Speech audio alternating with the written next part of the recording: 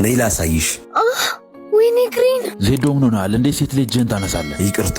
አይዞሽ። ማንም ተናገረኝ ብለህ ጥለህ ትመጣለህ። ተባበረኝ። የሆነ ነገር አድርግ። እውነትህን ነው። ለማንም ተራ ሰው ብዬ ክብሬን አላጣም። ታክሲ ከዛ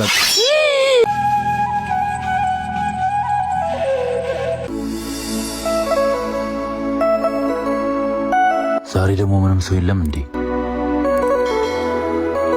ይህ ጎረቤታችሁ ልጅ ነው? አዎ። የትኛው ህይወቱን ለመለወጥ ሊስትሮ እንደጀመረ አላቅም።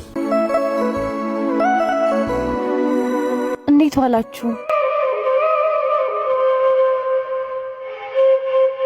አንድ ነገር ላስቸግራችሁ ነበር። ሂጂ ወደዛ፣ አትነጅሽኝ። ምን ትመስላለች እንዴ? ጥያቄ ልጠይቃችሁ እኮ ነው ያልኳችሁ። እሺ በቃ ይቅርታ። በቃ ሂጂ ተባልሻ። ዞር በይ ከዚህ። አካባቢው እኮ አዲስ ስለሆንኩ ነው ያስቸገርኳችሁ። አሃ፣ ሰፈሩን አታውቂውም? ነይ ላሳይሽ። ወይኔ ግሪን ምነው ወንድም እህት የላችሁም እንዴ? ዜዶ ምን ሆነሃል? እንዴት ሴት ልጅ እጅህን ታነሳለህ? ተነሺ ተነሺ። ምን አገባህ አንተ? እናትህን ዱርዬዎች ገለውብህ የደረስክበትን ደረጃ ታስታውሳለህ አይደል? በስንት ሕክምናና ጸሎት ድነክ እንዴት አስችሎክ ሴት ልጅ እጅህን ታነሳለህ? ይቅርታ ዳጊ፣ እንሂድ። ወይኔ ግሪን ጎዱሽ እንዴ? አይ ብዙም አይደለም። አይዞሽ፣ ሱስ ስላለባቸው ነው። ምን ብለሻቸው ነው?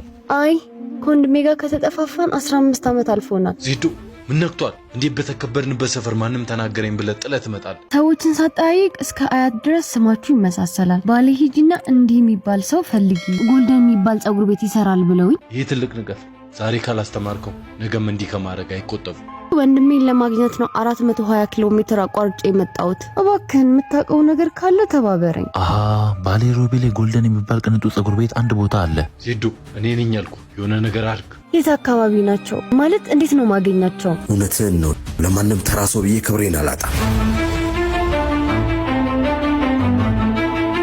የሚገኙት ብያፍ የሚባል ህንፃ አለ። እዛ አንደኛ ፍሎር ላይ ነው። ካልሆነ ደግሞ ስልካቸውን ሰጥሻለሁ። ቲክቶክ ፔጅ አላቸው።